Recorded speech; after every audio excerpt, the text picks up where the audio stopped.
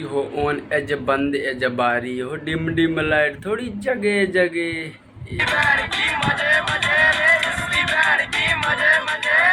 जी मजे मजे थोड़ा इसलिए कर दिया भाई कल मतलब बुखार बहुत ज़्यादा होने वाला है क्योंकि बहुत दिन ब्रेक के बाद बहुत ज़्यादा ब्रेक ले लिया गया मुझे वर्ल्ड पे कल तालका आने वाला है। मतलब धनी त्योहार धन गाना का जो नाम है घनी धनी तो खिचड़ी मैंने 2 महीना बैक हो गया।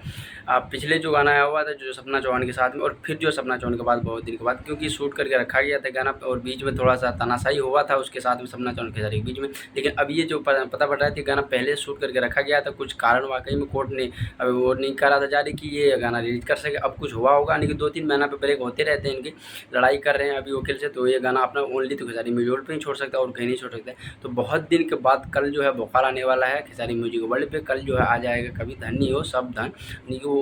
उधर बात करें तो लगातार चुनाव खत्म होने के बाद जो बहुत सारा वीडियो आ गया बहुत ज़्यादा चले भी है और ब्लू साड़ी ऐसे कुछ साड़ी पे जो चला था तो उस पर बहुत सारे गाना आए हैं साड़ी वाले पे और एक मगही गाना चला उसके बाद अभी कल जो है बहुत बड़ा बुखार आने वाला है। तो कल वेट कर लीजिए खिसारी म्यूजिक पे तब तक के लिए बाय फिर मिलते हैं कल।